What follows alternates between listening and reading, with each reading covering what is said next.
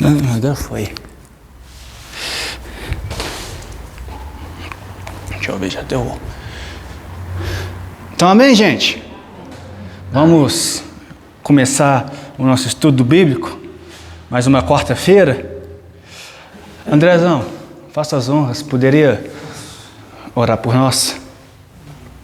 Boa noite, Pai.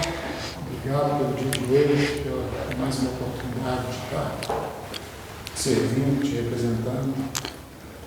Que o Senhor abençoe o estudo de hoje, que suas palavras venham ao nosso conhecimento, ao nosso aprendizado. Bom que o Senhor trouxe todos até aqui, que ainda está por vir. Venha em segurança, venha no seu tempo. Que o vida seja abençoado, iluminado, que o estudo seja absorvido por todos. Amém. Amém. Apocalipse capítulo 22. Estamos no último capítulo do livro.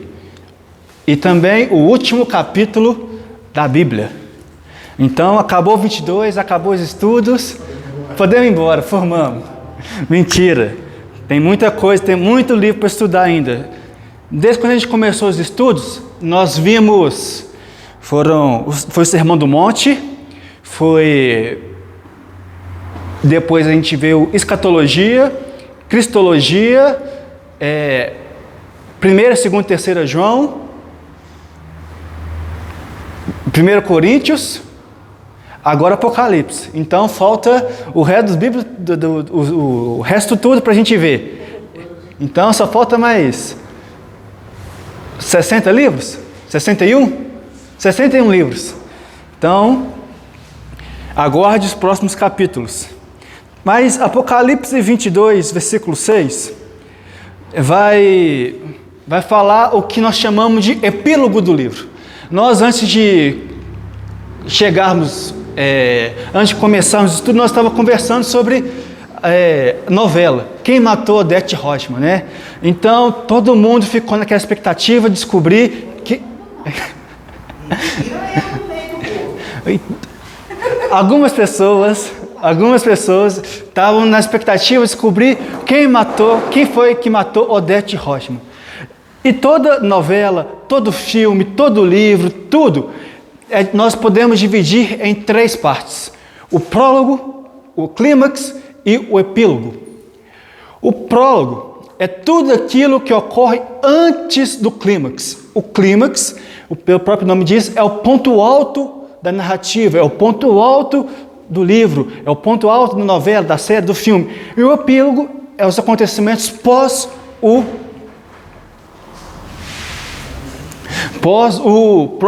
clímax. Então, se a gente adotar isso no Apocalipse, vemos que o prólogo é todos aqueles avisos de Deus. Deus avisando por meio das taças, por meio das igrejas, por meio dos símbolos, por meio dos selos, de tudo, os 7 selos, então 7 castiçais de ouro, então todos esses símbolos são o prólogo, é Deus avistando, Deus preparando, Deus montando uma narrativa até chegar ao clímax. E o clímax nada mais é que a volta de Cristo e a instauração da Nova Jerusalém. Então, nós ficamos um bom tempinho estudando o 19, 20 e 21, que vai narrar a volta de Cristo, o milênio e a Nova Jerusalém. Nós ficamos aqui bastante tempo nesses 3 capítulos, porque é exatamente o clímax do livro, é o ponto alto do livro, é onde nós estamos esperando. A igreja ainda espera esse momento de chegar. E por fim, agora, a partir do verso 6, que nós chamamos de epílogo, as consequências do clímax, é tudo que vai narrar, tudo que João vai narrar após o clímax. Amém? Está aqui? Até semana passada, nós terminamos as características que João narra sobre a Nova Jerusalém. Nós sabemos que a Nova Jerusalém é uma cidade, não sabemos, o Reginaldo, a gente conversou no penúltimo estudo, ele perguntou, é literal? É simbólico? Eu afirmo que eu não sei. Até semana passada eu trouxe que existe 3 formas de entender. A simbólica, que é literalmente a simbólica, a literal e a mista, que eu considero que é uma cidade, mas ao mesmo tempo tem um monte de símbolos. Então, e quando a gente vai descobrir isso? Qual que é a certa? Só quando Jesus voltar a instaurar a nova Jerusalém. Então, até lá, se as ruas é feita de ouro, é um símbolo, ou se é literal, nós não sabemos.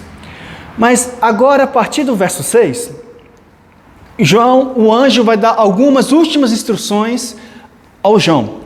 Então, acompanha comigo o verso 6. Diz assim: então o anjo me disse, estas palavras são fiéis e verdadeiras.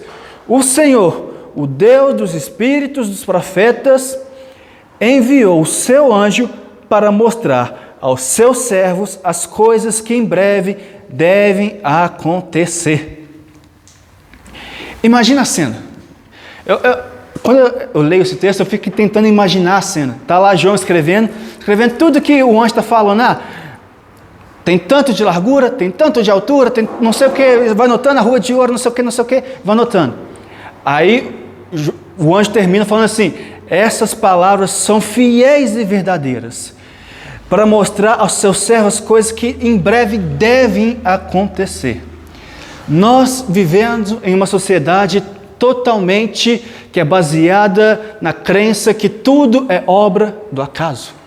Tudo aconteceu de uma forma aleatória, de bilhões e de bilhões de anos, e hoje estamos aqui. Hoje em dia é pregado uma sociedade, nós vivemos uma sociedade que é pregado que basicamente eu tenho as rédeas da minha vida, eu tenho o controle da minha vida, eu sei fazer, eu planejo meu futuro, eu consigo montar meu futuro, eu consigo, é o famoso meu corpo, as minhas regras, minha vida, minhas regras. Todo mundo assim, nós vivemos numa sociedade que é baseada nessa ideia. Mas já parou para pensar que é só ter um pedacinho, um negocinho que atrapalhe essa ordem, que tudo vai por água abaixo? Todo mundo aqui viveu o Covid. Quantos aqui tinham planos, tinham projetos para empresas, para casamento, para filho, que o Covid ou atrapalhou, ou atrasou? Vocês lembram todo mundo aqui desesperado, ai meu Deus, o que vai acontecer amanhã? Todo mundo aqui com medo de sair na rua, todo mundo aqui com medo de, tem que usar máscara, precisa daquela guerra ideológica que criou, será que o Covid é assim mesmo? É tudo invenção da mídia? Criou esse caos no mundo, criou esse caos no Brasil. Outro, não sei se vocês lembram, acho que todo mundo aqui já era nascido, a famosa aquelas greves dos caminhoneiros. Foi em 2019 ou 2018, agora não lembro. Acho que, vocês lembram aquela greve geral dos caminhoneiros? Que aconteceu no Brasil, acho que não me engano em 2018, que foram 9 dias de paralisação. E o Brasil virou uma anarquia. Era todo mundo correndo atrás do posto para ver se enchia o tanque, era todo mundo fazendo estoque no supermercado, porque parecia que estava comprando comida para um ano.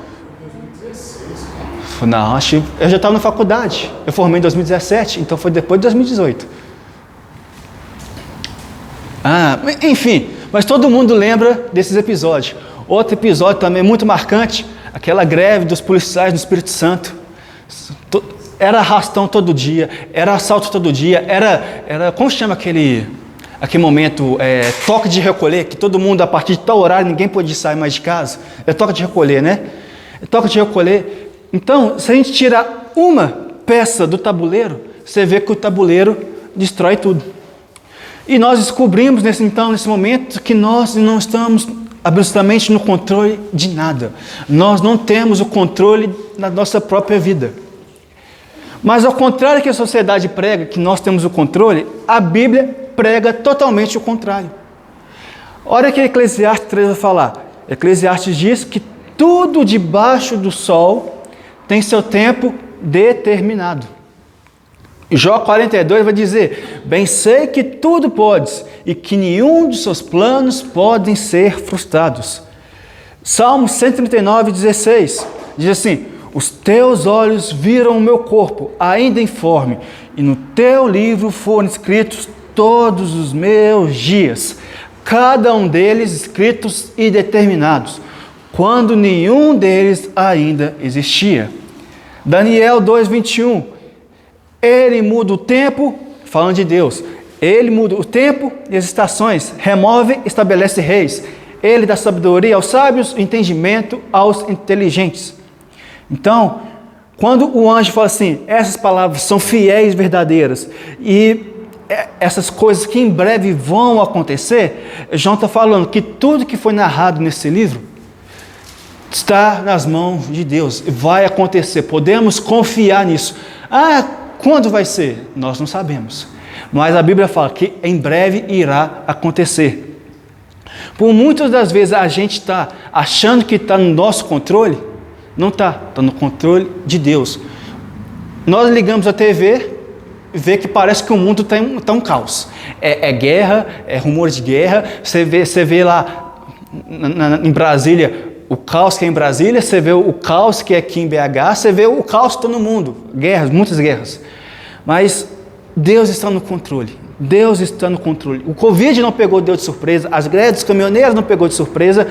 Deus está no controle de todas as coisas. E ele fala assim, para mostrar aos meus servos as coisas que em breve devem acontecer. Ou seja, Apocalipse vai acontecer, cedo ou mais tarde. Irá acontecer, Jesus vai voltar, Jesus está voltando. Cedo ou mais tarde, nós iremos encontrar com Deus. Mas cedo ou mais tarde, Jesus vai voltar. Que isso pode ser o nosso fôlego de vida. Que olha o que o 7 fala. Eis que venho sem demora. Eis que venho sem demora. Jesus disse isso há 2000 anos atrás. Então, desde quando Jesus disse isso até hoje, passaram-se 2000 anos.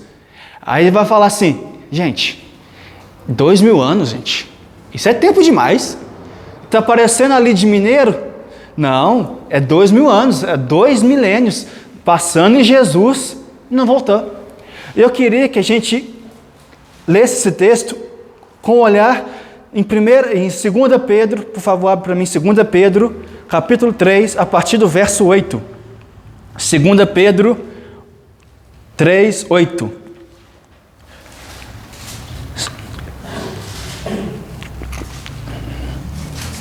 Segunda Pedro 3, 8. Diz assim. Todo mundo achou? Mas há uma coisa, amados, que vocês não devem esquecer, que para o Senhor um dia é como 1000 anos e 1000 anos é como um dia. Eu vou ler até o 10. O Senhor não retarda a sua promessa, ainda que alguns julguem demorada, mas pelo contrário, Ele é paciente com vocês, não querendo que ninguém pereça, mas que todos cheguem ao arrependimento. Porém, o dia do Senhor virá como um ladrão.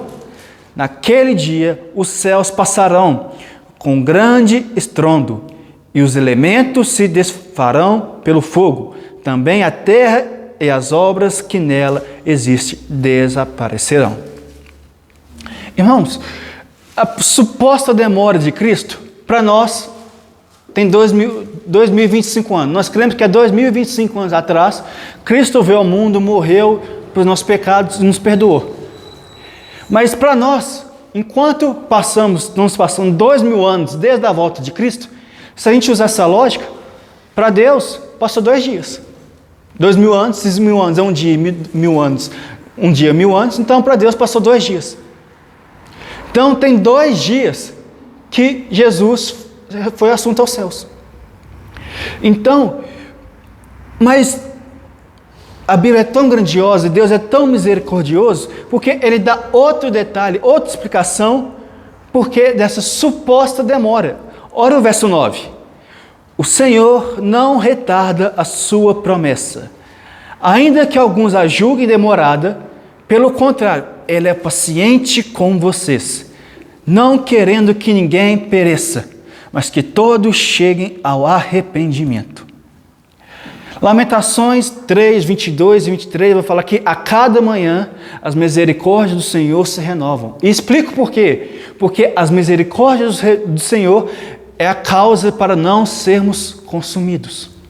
Ou seja, pega Lamentações 2 e 2 Pedro 3, mostra que Jesus, o Pai, está sendo paciente, está sendo longâmico conosco, está nos dando tempo para que todos se cheguem ao arrependimento, todos se chegam ao pedindo perdão a Deus. Então, essa demora é para nós um convite para que chegarmos a Deus, pedimos perdão a Deus, pedimos: Jesus, tenha misericórdia da minha vida, tenha misericórdia da minha família, tenha misericórdia, Pai, da minha, que eu sou um pecador.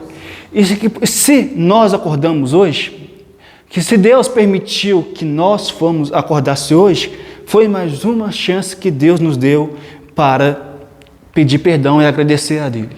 Amanhã eu não sei se eu vou estar vivo, amanhã eu não sei se nós estamos aqui, vamos estar vivos, não sei se daqui a 5 minutos eu vou continuar esse estudo aqui. Eu posso cair, ter um piripaque aqui, alguém de vocês aqui, mas se Deus deu...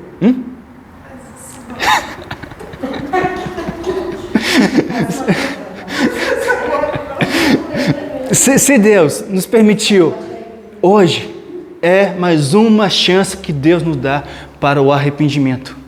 E glória a Deus por isso. E amanhã pode ser tarde demais. Então, o convite de Deus para hoje é: se arrependam. Arrependei-vos e credes no Evangelho. O raiva que eu tenho desse adesivo que o Mateus pôs, mas toda vez eu prego eu lembro desse versículo. Arrependei-vos e crede no Evangelho. Nós precisamos disso diariamente. Nos arrepender e pedir perdão pelas nossas falhas, pelos nossos erros, diariamente. Segura o capítulo 3 aí, volta para Apocalipse mais uma vez, por favor. Mas segura que a gente vai voltar daqui a pouco em 2 Pedro. Olha a parte B do versículo 7.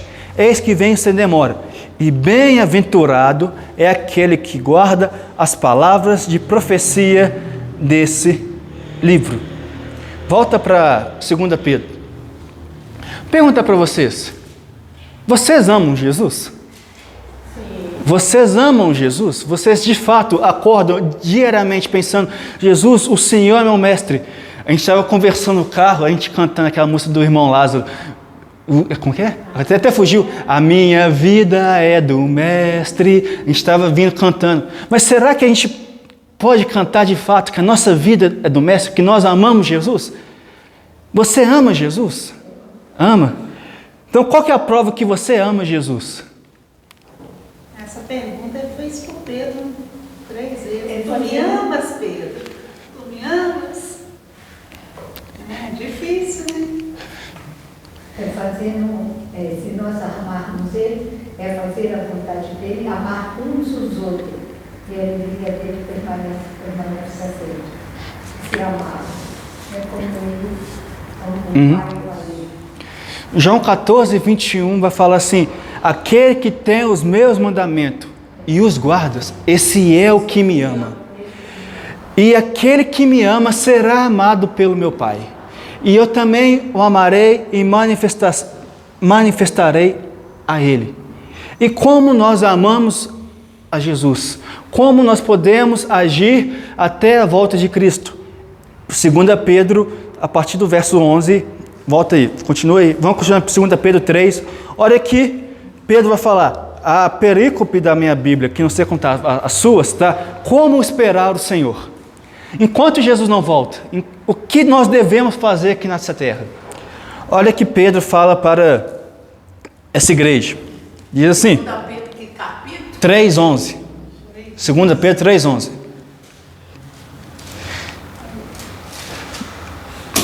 Diz assim: uma vez que tudo será desfeito, vocês devem ser pessoas que vivem de maneira santa e piedosa, esperando e apressando a vinda de Deus, do dia de Deus. Por causa desse dia, os céus incendiados serão desfeitos, e os elementos se derreterão pelo calor. E os 13. Nós, porém, segundo a promessa de Deus, esperamos o novo céu e nova terra, na quais habita a justiça. Olha o 14, presta atenção. Por essa razão, amados, esperando essas coisas, ou seja, esperando novos céus e nova terra, esforcem-se para que Deus o encontre sem mácula, sem culpa e em paz. E considerem a longanimidade do nosso Senhor como oportunidade de salvação. Uma pessoa que ama o Senhor, obedece os mandamentos do Senhor, tem que viver uma vida conforme Ele quer que vivemos. E como vivemos uma vida conforme Ele quer? Nos santificando. Uma vida santa, uma vida sem culpa, uma vida sem pecado, sem mácula. Aqui, igual o Pedro vai falar, esforcem para se encontrar sem mácula, sem culpa e em paz. Já percebeu que tem gente, essa frase, quem é velho de igreja já escutou. Tem gente que parece crente, que tem roupa de crente, que fala como crente, que veste como crente, come como crente e crente come muito. É, não é? Amém? Mas que não é crente. Vive uma vida de aparência, chega aqui domingo de manhã, começa: a minha vida é do Mestre, eu entrego minha vida a Ti, Senhor. Começa aqui, aí sai da igreja, vai para o bar, encher a cara. Chega aqui, não é só na Lagoinha, Mangabeiras, não, é em todas as igrejas. Sai daqui da quarta-feira à noite do estudo, chega em casa, vai para o site de prostituição. Segunda está na célula, igual nossa célula na quinta, ou qualquer célula. Um dia está na célula, no outro dia está lá no boteco, enchendo a cara, pegando todas as mulheres da balada, ou os homens da balada. Nós precisamos que Deus nos sonde e nos purifique. Salmo 139, sonda-me, ó Deus, Tu me sondas e me conheces. Sabes quando eu me sento e quando me levanto. Sonda-me, reconhece o meu coração. Prova-me e conhece os meus pensamentos. E vê se há em mim algum caminho mau. E guia-me pelo caminho eterno. Ou seja, quer amar Jesus? Obedeça os mandamentos. Aquele que guarda os meus mandamentos e os guarda, esse é o que me ama. O que o mandamento fala? Amar o próximo como si mesmo e amar a Deus acima de todas as coisas. E amando a Deus, você procura viver. Eu não estou falando que a gente não vai pecar mais, mas estou falando que a gente começa a viver uma vida buscando santificar. Nós, como somos salvos, como somos batizados pelo Espírito Santo, não estou entrando aqui se é segundo experiência na hora do batismo, mas quando nós somos encontrados pelo Espírito Santo, nós somos convencidos, Deus nos muda, Deus nos purifica. E nós começamos a passar por um momento de santificação. Todo mundo aqui já escutou isso, nós passamos por um momento de santificação. E quando nós chegaremos na completude, Marcelo? Quando Jesus voltar. Até lá, nós vamos falhar, nós vamos cair, mas graças a Deus nós temos advogado. Um advogado que nos perdoa, que nos limpa, que nos lava, que nos purifica. Amém? Olha o 8. Volte para o Apocalipse. Alguma dúvida? Aqui, ó. Algumas pessoas ficam com vergonha, mas pode perguntar. Não precisa esperar o finalzinho, não. Pode perguntar. Quando deu dúvida, pode perguntar. Não tem problema esperar até o final, não. Olha o 8. Eu, João, sou quem ouviu e viu essas coisas. E depois de ter ouvido e visto, prostei-me diante dos pés do anjo que me mostrou essas coisas para adorá-lo. Eu até acho engraçado. Sabe, imagina você ser um dos 12 apóstolos. Imagina João caminhou com Jesus durante 3 anos. Viu Jesus fazendo milhares e milhares de maravilhas. Viu multiplicação de pão, viu Jesus andar pelas águas, viu Jesus ressuscitar, viu Jesus expulsar demônio, viu Jesus fazendo tanto de maravilhas. E falava, gente, esse de fato é o Filho de Deus, esse é o Deus encarnado. Ele foi inspirado pelo Espírito a escrever 5 livros, Apocalipse, as 3 cartas e o Evangelho. Então, imagina como deve ser a vida de João. Mas, ao mesmo tempo que mostra que João foi um grande homem usado por Deus, ele também é como nós, que é falho. Olha o que João fez. Ele acabou de ver essas coisas e quis prostrar diante do anjo para adorar. Paul Washer, ou melhor, é muito comum falar, fulano de tal é um grande homem de Deus, ciclana é uma grande mulher de Deus. Mas a verdade, igual Paul Washer fala a um pastor americano, fala assim, que não existem grandes homens de Deus, apenas fracos, pobres e pecadores homens que têm um grande e misericordioso Deus. Imagina, João, igual eu falei, fez tudo isso, andou com Jesus 3 anos e meio, ensinou, gente, o próprio João vai falar que Jesus fez tanta coisa que não cabe na Bíblia. Imagina quantas coisas que Jesus fez nesses 3 anos e meio que andou no ministério, fora os 30 anos. Quantas coisas ele fez, quantas coisas Jesus fez. Mas mesmo assim, João fraquejou, caiu, falhou. Como? Queria adorá-lo, o anjo. Isso é um sinal que mesmo grandes homens de Deus são falhos. Isso não dá que, mesmo nós sendo pecadores, Deus quer nos usar. Mesmo nós sermos errantes, que falhamos com Ele todo dia, Deus nos permite que sermos usados para a obra e glória dEle.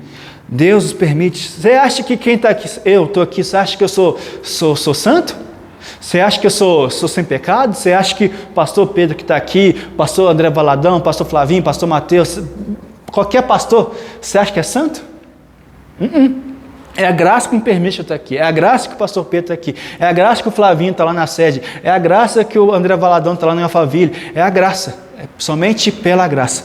Eu sou errante, o Flavinho é errante, o pastor Pedro é errante, todos os pastores são errantes, o louvor também é errante, todo mundo é errante.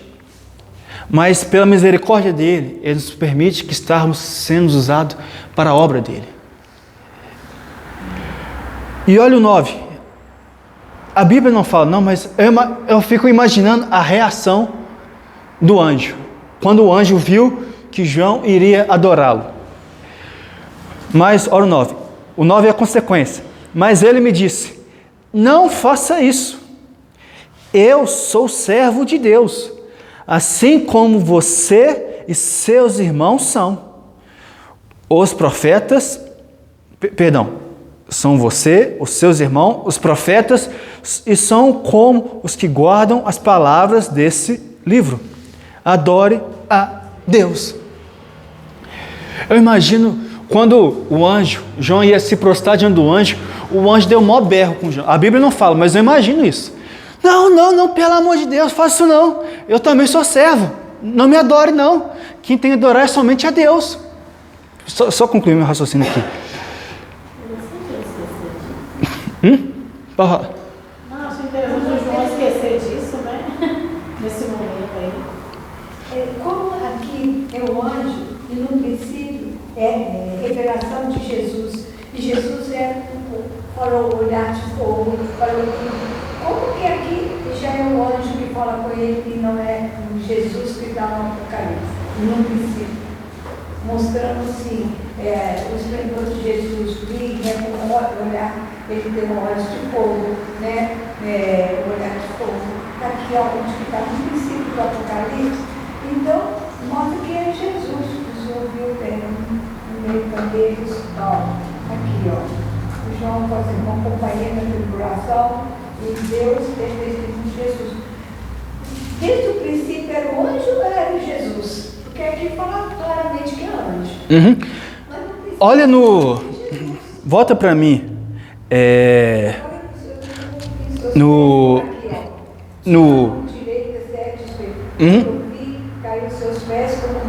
Sim. Olha no 21:9. 21:9. Então, um dos 7 anjos que tinham as 7 taças cheias dos últimos flagelos e falou comigo dizendo: venha, vou lhe mostrar a noiva, esposa do Cordeiro. Apocalipse 1 também fala sobre isso.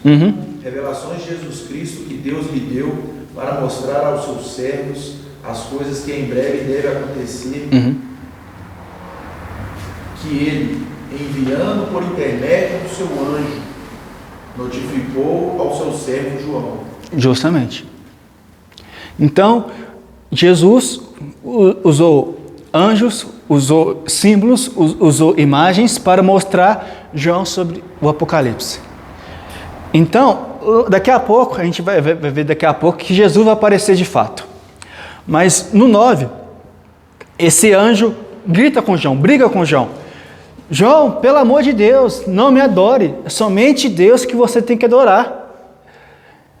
Sabe, João quebrou o primeiro mandamento. Se a gente ler os 10 mandamentos, vai ver, o primeiro mandamento é: não terás outros deuses. Então, João quebrou o primeiro mandamento. O primeiro mandamento trata-se de idolatria. Mas, graças a Deus, aqui no campo protestante, graças a Deus aqui não tem idolatria nenhuma, né? Graças a Deus aqui, ó, fica para nós, aqui, ó, vamos fechar aqui, ó. A gente não adora Maria, amém? Ninguém aqui adora Maria, amém? Aqui a gente não acende vela para São José. Alguém acende vela para São José aqui? Alguém pede Ave Maria para rogar por nós? Não, ninguém. Então, idolatria é só ali, ó, sai dessa Afonso Pena ali, vai na São José ali, que é linda por sinal, muito bonita a igreja por sinal, vai lá, vai acender as velas para São José, acender a vela para Maria, para pedir para santo não sei o que, Santa Mônica, sei lá quantos santos existem. Mas graças a Deus, nos outros 9 mandamentos a gente erra. Mas idolatria, graças a Deus, que os protestantes não erram. Né? Você está brincando, né? Lógico. Quando a Bíblia trata de idolatria, não é somente adoração a imagens, a santos, veneração à imagem, a santos, mas é tudo que você coloca acima de Deus. Então, tudo pode ser objeto de adoração. Então, o seu filho pode ser um objeto de adoração, o seu pai pode ser um objeto de adoração, o seu dinheiro pode ser um objeto de adoração, o seu pastor pode ser um objeto de adoração, o seu celular pode ser, o seu time, tudo. Tudo que você coloca acima de Deus pode ser idolatria. Ou melhor, tudo que você coloca acima de Deus é idolatria. Ah, sem tal coisa eu não vivo. Sem tal pessoa eu não vivo.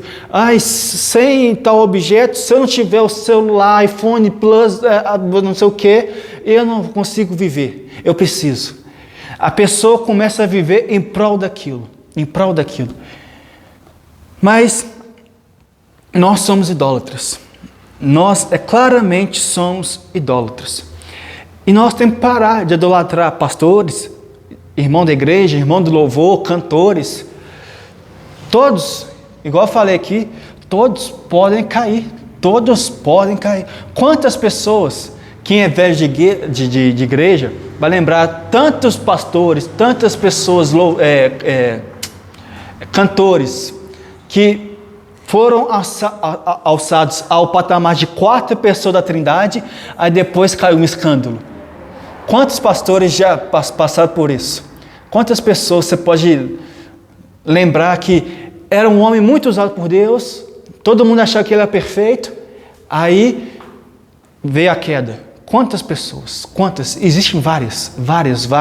São incontáveis pessoas. E por quê?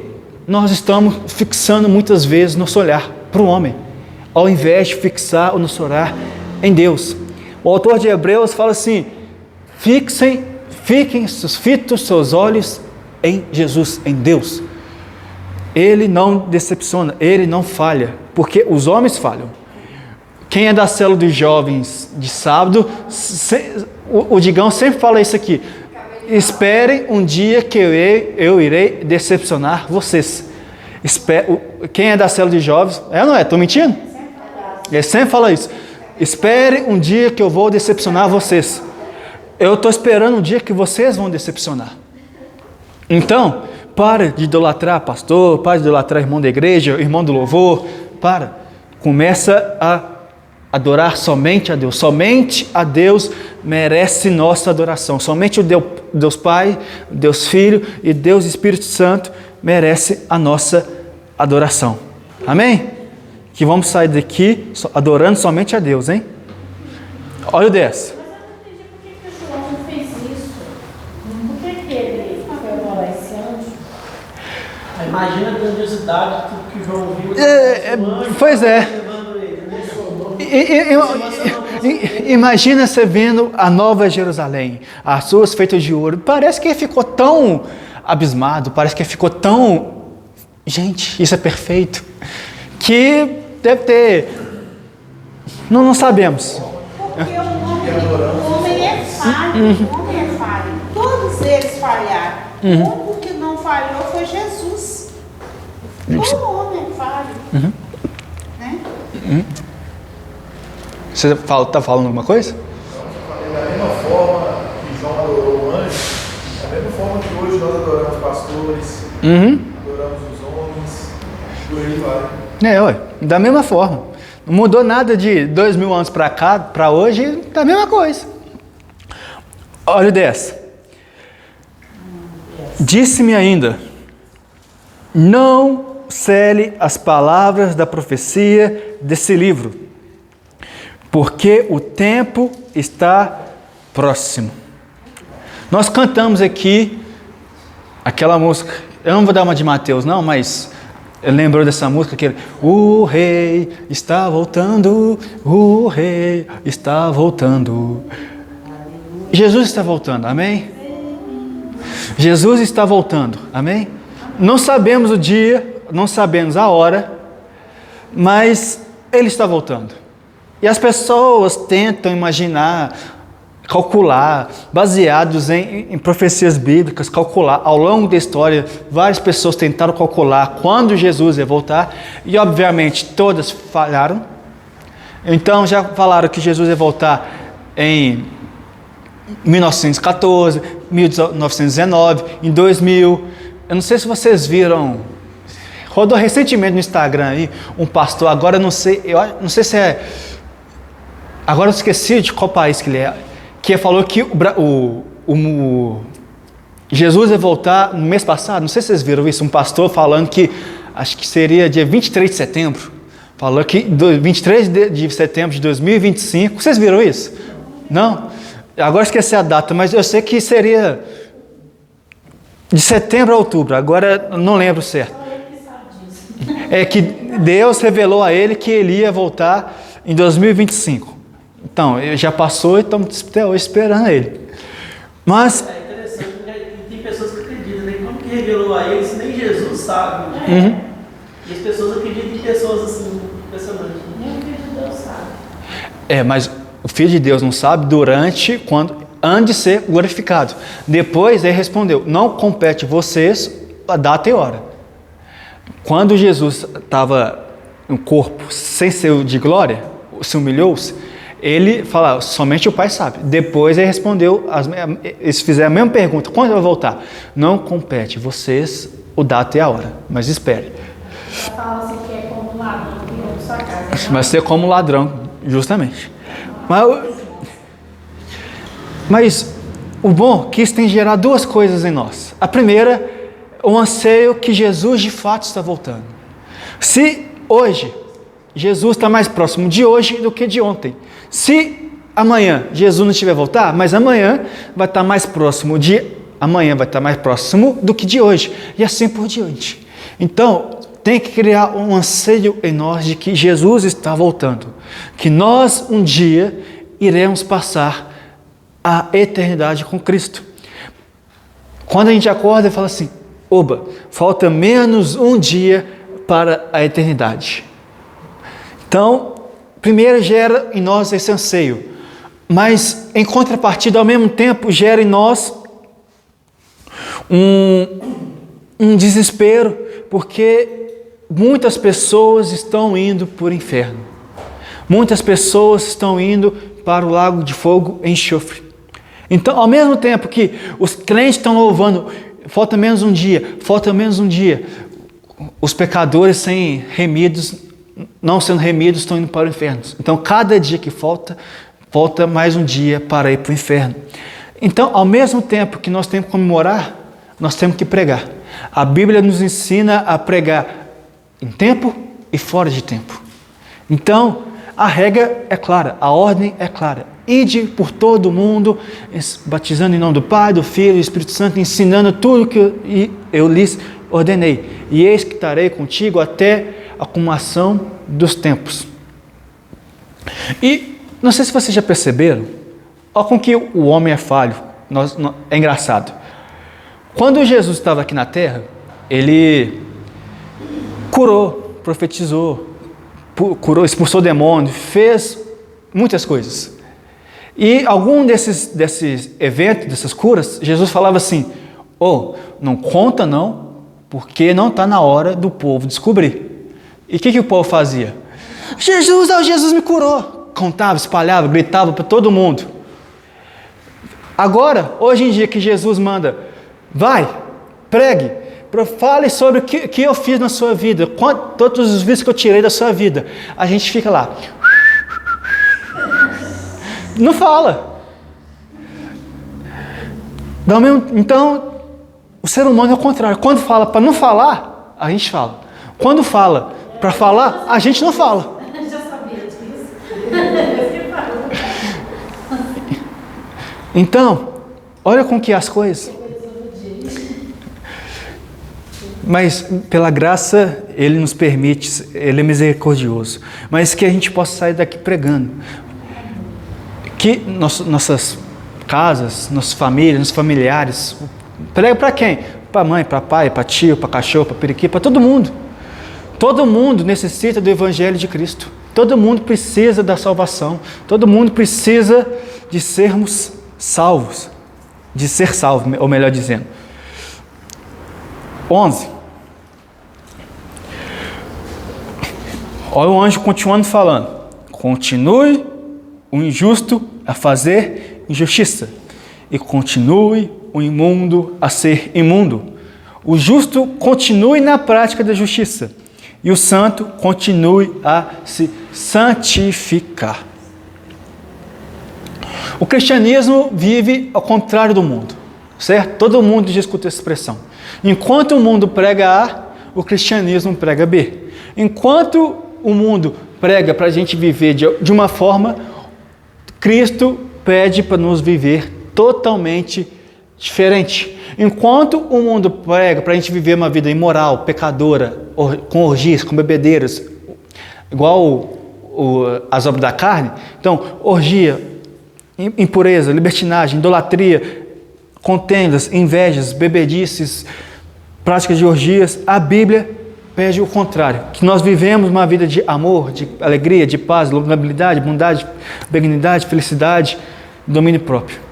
Enquanto de um lado o mundo tenta de todo jeito nos levar tudo. A gente estava antes, quem chegou mais atrasado aqui, nós estávamos conversando sobre essa última novela da Globo. E a irmã estava comentando aqui que, eu não sei, estou falando o que você falou, que as novelas agora estão invertendo os valores. Que antigamente as novelas, assim, os bonzinhos sofriam a novela inteira, mas no último episódio eles davam a volta por cima. E os vilões, ia morto, ia preso, sei lá. Agora, pelo que eu entendi, agora está invertendo. Cada vez os maus estão se favorecendo. O mundo cada dia mais está se degredindo.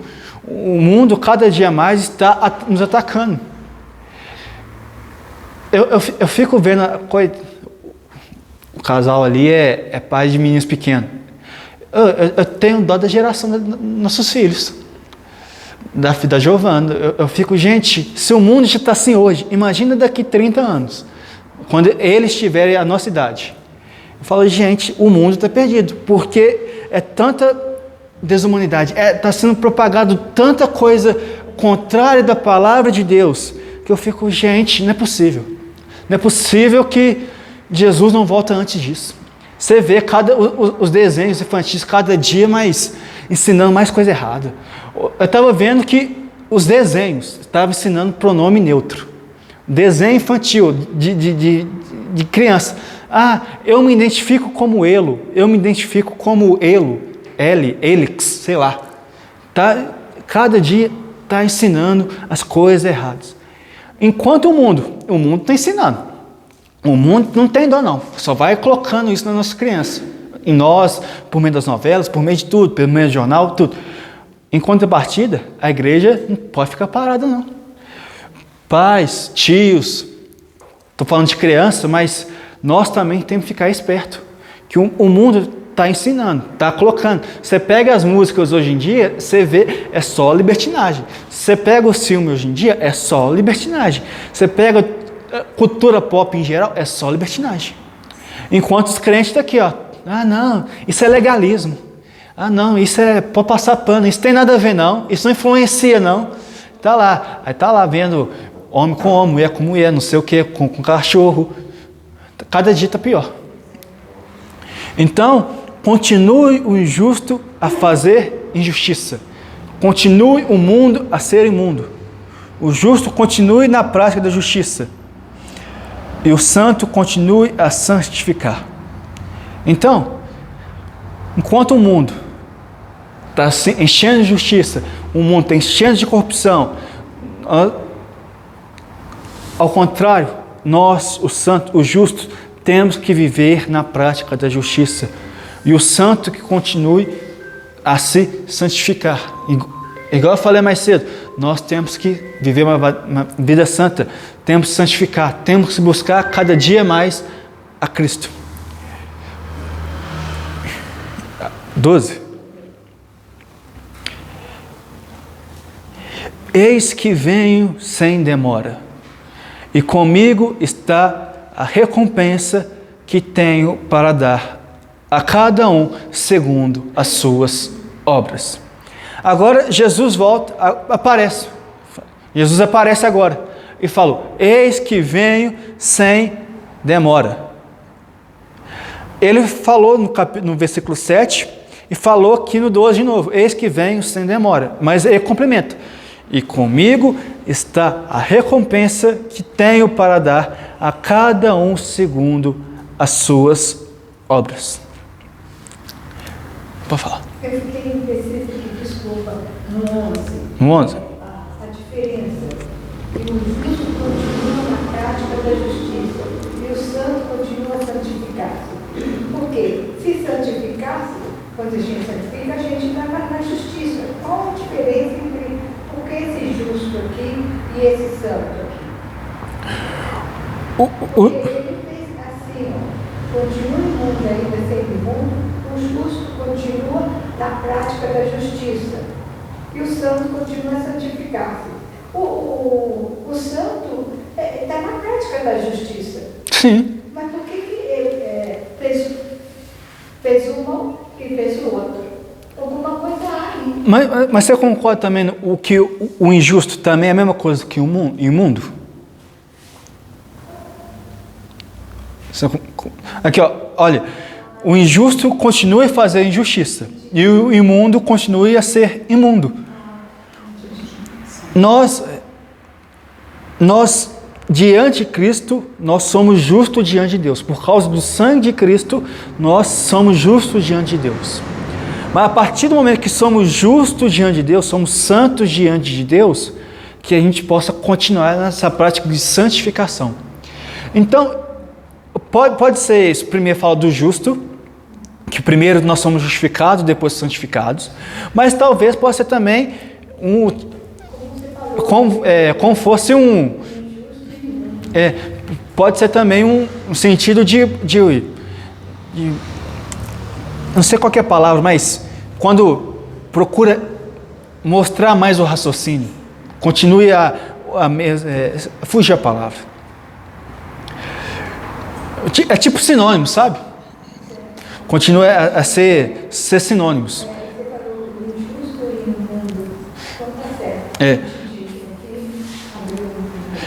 É só um complementando o outro, sabe?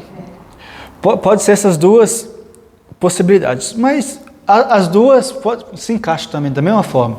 Não faz problema ser um ou outro, porque as duas estão certas. Mas eis que venho sem demora, e comigo está a recompensa que tenho para dar segundo as suas obras. Sabe, ser crente no Brasil é muito fácil. Convenhamos, é muito fácil ser crente no Brasil. Nós podemos, são 10 para as 9 da noite, numa quarta-feira, estamos aqui abertos a luz acesa, tudo aqui com ar-condicionado. Não está frio, mas está desligado, mas tem um ar-condicionado, tem bebedouro, tem banheiro, tem tudo. A gente não sofre perseguição do governo. Quando eu falo perseguição, legal. Falando legal. Não sofremos perseguição do governo, não sofremos perseguição da polícia, não sofremos perseguição de nada.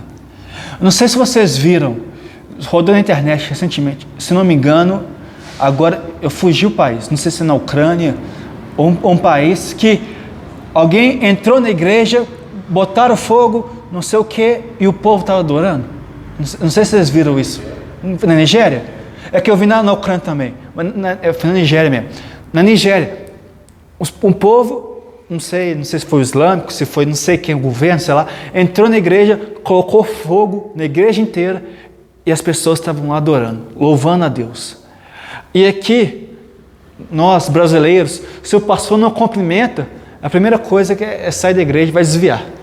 Se o pastor não notou seu corte novo de cabelo, você não se sente amado, você vai embora e nunca mais voltar naquela igreja. Eu fico pensando, eu fico conversando comigo mesmo. Eu sou meio doido, eu falo comigo mesmo. Eu falo, gente, a igreja brasileira não aguentaria 30 segundos da igreja primitiva. Se a gente estudar um pouquinho, depois procura, compra, lê PDF, está de graça na internet, um livro, o Livro dos Mártires, de John Fox. É um livro que conta só os mártires, só pessoas morrendo em prol do Evangelho. Só desde o primeiro século até o século XVI. 1500 é o quê? 16? É 16, né? Eu acho que reforma ele fez 17 e é século 17. Não, 1500 é século 16. É 16. Eu acho que é 16. Enfim, são 1.600, 1.500 anos que conta só sobre os mártires da igreja. Então, desde o primeiro século, e você vê, são crianças foram martirizadas, idosos foram martirizados, homens foram martirizados, pessoas foram martirizadas. E nós aqui brincamos de ser evangélicos, brincamos de ser cristãos, brincamos de ser... Mas a palavra vem, e comigo está a recompensa que tenho para dar a cada um segundo as suas obras. Essas segundo as suas obras foram todos aqueles que permaneceram fiéis a Cristo no meio das tribulações, no meio das perseguições, no meio das mais severas situações que o Evangelho lhe causou, mas continuaram a ser fiéis a Cristo. E Paulo vai falar em 1 Coríntios 3 que haverá recompensa, haverá galardões. Alguém pesquisou aí? Ah, não. Então deixa. Mas é isso. Que a gente não ia aguentar Eu creio que esse exemplo que você está dando aí também aí é o que fala no 11 aqui, né? O justo continua justo, porque o mundo vai continuar imundo. Então, se você for ver aí aos olhos de muito crente aí, entendeu? Eles querem fazer justiça com a sua própria mão. E Deus já nos alerta aqui já que o imundo vai continuar imundo. Que o injusto, ele vai continuar fazendo injustiça. E ele nos alerta aqui a que a gente continue fiel às Escrituras. Não adianta a gente querer lutar contra os injustos, lutar contra os imundos, juntar os justos aqui e os santos e querer ir lá na Nigéria, onde aconteceu isso aí, e querer matar aquelas pessoas. Por isso que eu creio que ele nos coloca como ovelhas. Pelo contrário, oferece a segunda face, a outra face. Por isso que ele nos coloca como ovelha. A ovelha é o quê? Ela vai muda diante ao matador. Então, quando a gente passar a entender isso, a gente vai conseguir entender um pouco mais essa questão aqui do 11. Porque não adianta a gente querer lutar contra os injustos, querer mudar o que o mundo faz. Não é isso que Cristo está pedindo a gente para fazer, porque quem convence é o Espírito Santo. Ele só está pedindo que fazemos o Evangelho avançar, que pregamos. Então, é uma situação que, se a gente entender essa situação, muita coisa vai mudar na cabeça dos crentes. 16? Aí eu sou bom de matemática. Mas uma coisa que o Marcelo falou, é engraçado, todo mundo aqui viu aquele assassinato do Charlie Kirk, né? É Charlie Kirk que fala o nome do... enfim, aquele cara, aquele homem que ia nas universidades debater com jovens, que assassinaram ele ao vivo. Muitos crentes que falam que é crente, falam assim, não, nós temos que revidar, não, nós temos que ir lá matar a pessoa que fez isso, não, se a esquerda, eu não quero entrar em política, mas se os inimigos têm que fazer assim, nós temos que fazer também assim também. Mas o povo esquece, foi o que o Marcelo falou, esquece que o nosso Deus se entregou por nós, calado, sem falar um A, sem reclamar um A. E da mesma forma que ele pede, da mesma forma que ele foi, ele pede para sermos. Oferece segunda face, anda segunda milha, come, se te pegar, se pegar a túnica, se pegar a capa da túnica também, é ao contrário. É isso, mas é isso aí. Mas a verdade é isso, que sempre... ali para salvar seu carro, você entrega a chave, explica ele como é que liga e deixa ele levar. Sempre ofereça a segunda face. E para finalizar, Jesus termina no 13 falando assim, eu sou o alfa e o ômega, o princípio, o primeiro e o último, o princípio e o fim. Eu quero terminar o estudo de hoje dizendo que Jesus é o Deus Todo-Poderoso, é aquele o alfa e o ômega, o primeiro e o último, o princípio e o fim. É aquele que é o caminho, a verdade e a vida. É o verbo de Deus, é o pão da vida, é a luz do mundo, é o bom pastor, são todos elogios, é o Deus forte, Pai da eternidade, o príncipe da paz.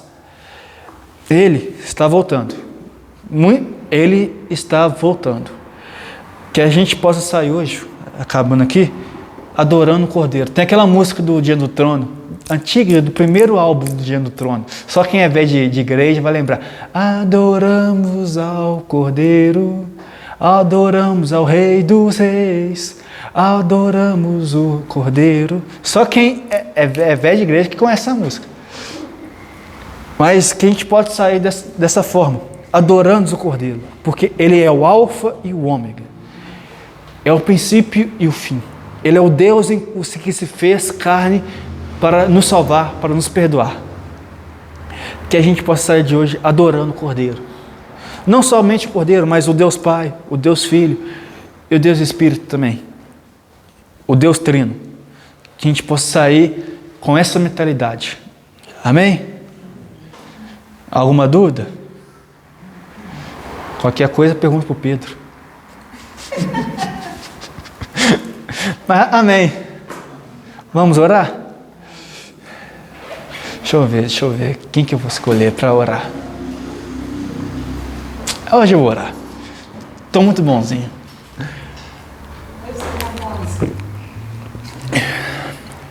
Pai, te agradeço, Senhor. Te agradeço porque até aqui o Senhor nos ajudou. Oh, Senhor, que somos tão errantes, tão pecadores, tão falhos, ó Pai. Mas a sua misericórdia é maior que nossas falhas. Ó Pai, onde abundou o pecado, superabundou a tua graça, ó Pai. E nós somos gratos, profundamente gratos por essa verdade, ó Pai. Ó Pai, que tudo que estudamos aqui, que o Senhor é fiel e justo para completar, ó Pai. Nós cremos que em breve o Senhor está voltando. Em breve o Senhor estará descendo do céu, resgatando a tua noiva, ó Pai. Ó Pai, enquanto esse dia não chega, ó Pai, mas que a nossa oração aqui, nós sejamos fiéis diante de Ti, ó Pai. Ó Pai, enquanto vem as dificuldades, as perseguições, as lutas, as dores, ó Pai, que o Senhor possa continuar nos consolando, nos limpando, nos purificando. Que, ó Pai, que em nome de Jesus, ó Pai, que gere em nós um anseio da Tua eternidade, ó Pai, da Sua vinda. Em nome de Jesus, ó Pai, nós Te louvamos, engrandecemos, nos leve ó Pai, de volta para casa com segurança, com tranquilidade. Que nós colocamos, ó Pai, cada um que veio aqui para estudar a Tua palavra, ó Pai. Que o Senhor nos conduza em nome de Jesus. Amém. Amém? Vamos tirar nossa foto? Ô,